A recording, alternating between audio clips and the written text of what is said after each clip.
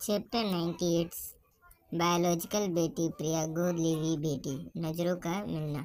सारे मेहमान हैरान थे। लड़कियों का दिल तो मानो जल रहा था। मोक्ष को सबने डेविल के रूप में जाना था, जो बहुत क्रूअल था, पर जब वे ईशानी के साथ खड़ा था तब ऐसा लग रहा था जैसे वे सिर्फ ईशानी के लिए ही बना हो। मोक्ष ने ईशानी के कमर पर हाथ रख लिया और घूर कर सभी लड़कों को देखने लगा, जैसे कहना चाहता हो वह सिर्फ मेरी है।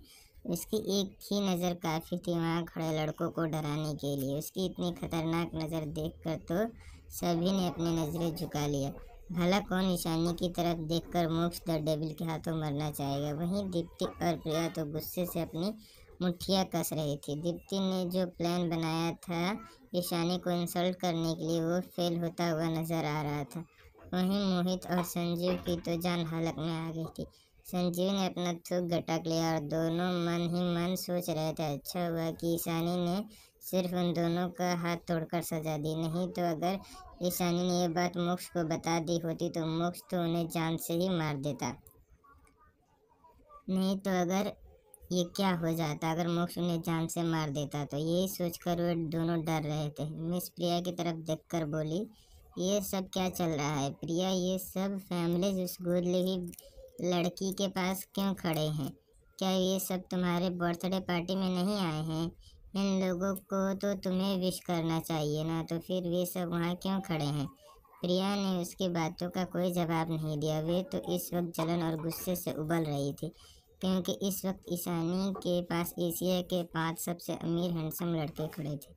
मेहमानों में भी बात हो रही थी। कुछ लोग ईशानी को पहचान नहीं पा रहे थे। ये कौन है? कितनी खूबसूरत है ये लड़की, जिसके साथ सारे बड़े फैमिली जिस तरह खड़े हैं। हाँ, कुछ जानी पहचानी लग रही है। तभी एक इंसान ने बोला, अरे ये मोक्ष राजवंश की गर्लफ्रेंड है, तो ज़रूर ये भी कोई बिग शॉट ही होगी। तो ज़रूर तुमने उसे कहीं ना कहीं देखा होगा। वहीं दीप्ति उन लोगों की बात सुनकर गुस्से से जल रही थी। अगर मोक्ष उसके साथ होता तो इस वक्त सभी लोगों की नज़रें बस उस पर होती, ना कि ईशानी पर। सुकेत जी, आरती जी और समीर, दर्शित, रिहान, अयान मेहमानों की बात सुन रहे थे। सुकेत जी ने समीर को इशारा किया तो समीर स्टेज की तरफ चला गया। वहीं दर्शित, रिहान और अयान के दिल में ठिस सी उठी। तीनों भी चाहते थे कि ईशानी उनके हाथ पकड़कर ऐसे ही हॉल में आए, पर यह हक तो उनका अब था ही नहीं। जब यह हक उनके पास था तब उन्हें इसकी कदर नहीं थी, पर जब आज वे हक पाना चाहते तब ईशानी उन्हें वो हक देना नहीं चाहती। ऊपर से ईशानी के हाथ पकड़ने के लिए वेद्र, रुद्र, अभिक और ध्रुव जिस तरह से लड़ रहे थे, यह सब देखकर उन्हें और भी बुरा लग रहा था। वहीं सुकेत जी और आरती जी को भी बुरा लग रहा था। अगर वे ईशानी से तब प्यार करते तो आज वे दोनों भी ईशानी के पास खड़े होते। आरती जी की आंखें नम हो गई। तभी सबके कानों में समीर की आवाज़ पड़ी, तो सब स्टेज की तरफ देखने लगे। समीर ने अपने हाथों में माइक ले रखा था। हेलो एवरीवन, आप सब यहाँ हैं इसके लिए थैंक यू। जैसे कि आप जानते हैं कि आज हमारे घर की बेटी का बर्थडे है, पर आप सबको बता दूं कि आज सिर्फ प्रिया का ही नहीं बल्कि हमारी बहन ईशानी का भी बर्थडे है। समीर के मुंह से अपने लिए बहन सुनकर ईशानी की मुट्ठियाँ कस गई, पर उसने अपने दादाजी और दादी माँ की तरफ देखा, जो समीर की अनाउंसमेंट से काफ़ी खुश नज़र आ रहे थे, तो उसने कुछ नहीं बोला। वहीं मोक्ष और बाकी सब भी ईशानी के एक्सप्रेशन नोटिस कर रहे थे। ईशानी को शांत देख वे लोग भी शांति से आगे की बात सुनने लगे। वहीं समीर की बात सुनकर सारे मेहमानों में फिर से बातचीत होने लगी। ओहो, तो ये है मेरा फैमिली की गोद ली हुई बेटी, जिसके बारे में हमने सुना था। हाँ, कुछ साल पहले हमने भी सुना था, पर शायद ये यहाँ नहीं थी।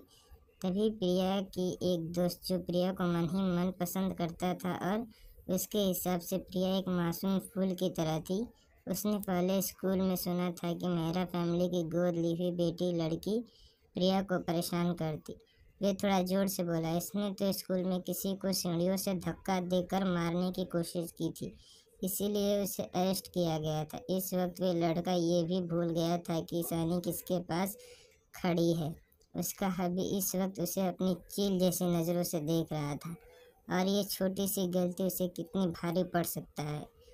वहीं बाकी मेहमान भी उस लड़के की बात सुनकर ईशानी के बारे में बात करने लगे। कुछ भी कहो, वे तो एक गोद ली हुई बेटी है ना। वहीं ईशानी की इंसल्ट होता देख प्रिया दिल ही दिल में खुश हो रही थी और एक विनिंग स्माइल लिए ईशानी की तरफ देख रही थी। उसने सोचा यह बात जानकर कि स्कूल में ईशानी ने किसी को जान से मारने की कोशिश की है, मोक्ष और राजवंश फैमिली जरूर ईशानी को सवाल करेंगे। पर उससे उल्टा कोई भी इस बात पर ध्यान ही नहीं दे रहा था, बल्कि मोक्ष ईशानी को कुछ बोल रहा था, जिस वजह से ईशानी ब्लश कर रही थी और कनक जी और कल्पना जी भी खुशी से ईशानी के चेहरे पर हाथ फेर रहे थे। दीप्ति भी ईशानी के बारे में सुनकर और उसकी इंसल्ट होते हुए देखकर खुश थी। वे भी सोच रही थी कि अब मोक्ष और राजवंश फैमिली के आगे ईशानी की असली चेहरा आ गया तो जरूर सब ईशानी पर गुस्सा कर रहे होंगे और ईशानी जरूर रो रही होगी। उसने ईशानी को रोते हुए देखने के लिए जैसे ही पलटकर देखा तो उसका सारा एक्साइटमेंट खत्म हो गया, क्योंकि ना तो राजवंश फैमिली और ना ही मोक्ष ईशानी को गुस्सा कर रहा था और ना ही उसने जैसा सोचा था ईशानी रो रही थी। वाकई इस वक्त कनक जी, कल्पना जी, ईशानी हंस हंस कर बातें कर रहे थे। मोक्ष ईशानी के हाथ पकड़ रखा था। ईशानी भी उनकी बात सुनकर स्माइल कर रही थी। ये देखकर दीप्ति के चेहरा उतर गया। उसे गुस्सा आ रहा था कि इतना सब सुनने के बाद राजवंश फैमिली और मोक्ष को क्यों कोई फर्क नहीं पड़ रहा है। पर मोक्ष ही जानता था कि वे इन सारे मेहमानों को मौत के घाट उतारने को खुद को कैसे रोक रहा है। अगर ईशानी इस वक्त उसके साथ हाथ को टाइटली ना पकड़े हुए होती तो अब तक मोक्ष गार्ड से कहकर इन सबको यहीं मार चुका होता। वहीं ये बात सुनकर तो चारों फैमिलीज को भी बहुत गुस्सा आ रहा था, खास करके ईशानी के सारे दादाजी और दादी माँ को। भले ही वे सब जानते थे कि ईशानी बहुत स्ट्रांग है और इन सब बातों से उसे कोई भी इफेक्ट नहीं कर सकता, पर फिर भी अपनी पोती के बारे में गलत सुनकर सबको गुस्सा आ रहा था। वहीं सुकेत जी और आरती जी, चारों भाइयों को भी गुस्सा आ रहा था, क्योंकि उन्हें पता था कि ईशानी को फंसाया गया था। विशंबर जी, अविनाश जी और देवेंद्र जी को भी अब ज़्यादा गुस्सा आने लगा था। वे आगे जाने लगे, पर उससे पहले दर्शित से जब और बर्दाश्त नहीं हुआ तो वो स्टेज पर चला गया। समीर भी इस वक्त काफ़ी गुस्से में नज़र आ रहा था। दर्शित ने समीर से माइक ले लिया और सबकी तरफ देखते हुए गुस्से से बोला, मेरी बहन को फंसाया गया था और उसकी इन्फ्लुएंस प्रूव हो चुकी थी।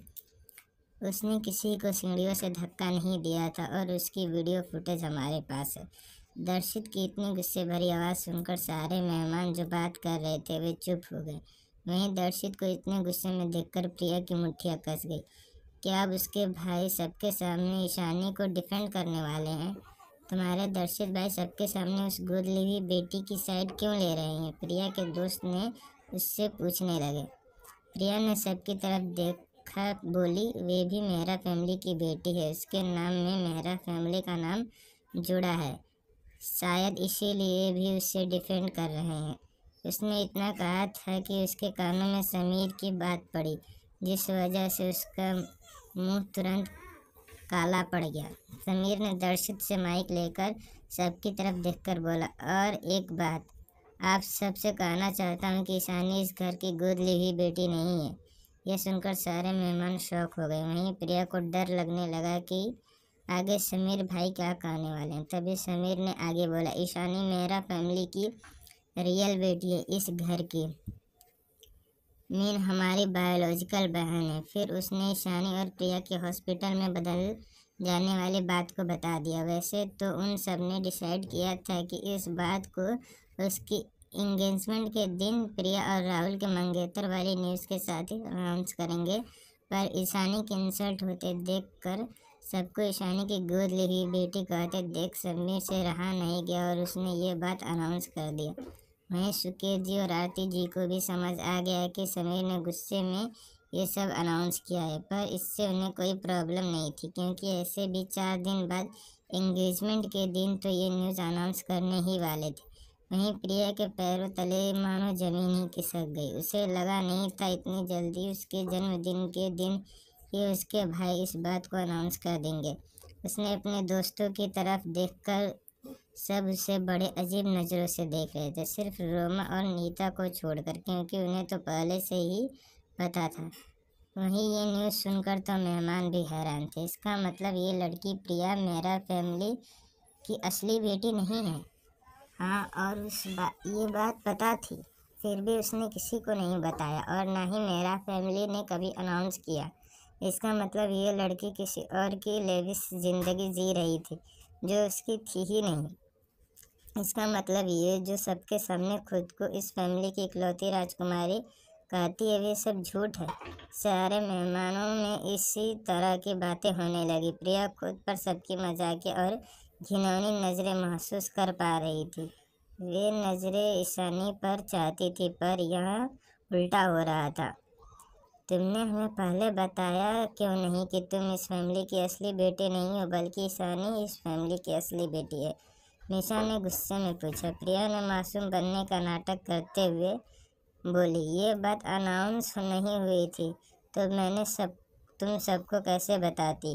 क्या तुम सभी मुझे गलत समझ रही हो? इतना कहकर प्रिया रोने का नाटक करते हुए वहाँ से चली गई, पर दिल ही दिल में इस वक्त वे गुस्से से उबल रही थी।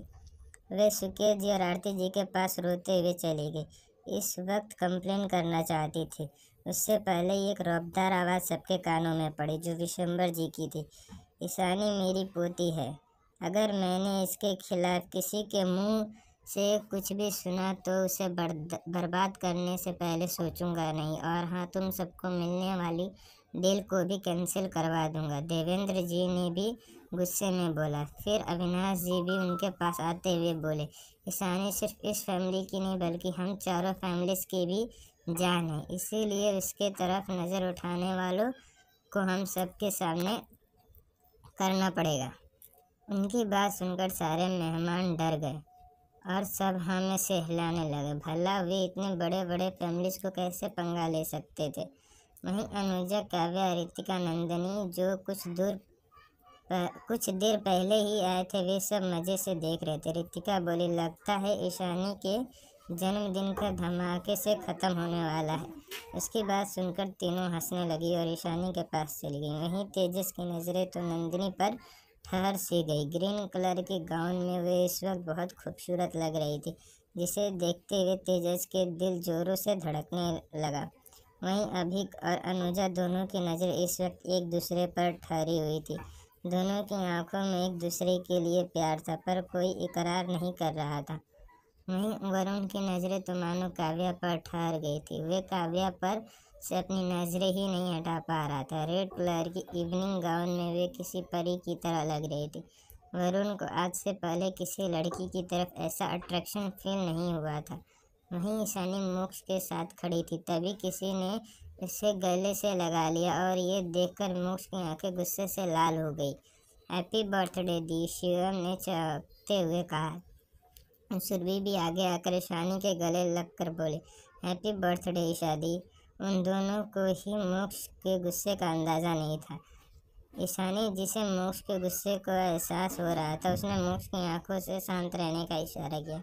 वहीं मोक्ष भी उन दोनों के मुंह से ईशानी के लिए दी सुनकर थोड़ा शांत हो गया, पर उसे अभी भी थोड़ा गुस्सा आ रहा था। वे कभी भी उसे पसंद नहीं था कि कोई उसकी बेबी डॉल के करीब आए। थोड़ी देर में पार्टी में सब शांत हो गया और ईशानी और प्रिया की केक कटिंग का टाइम हो गया। अभी के लिए इतना ही दोस्तों, मिलते हैं नेक्स्ट चैप्टर।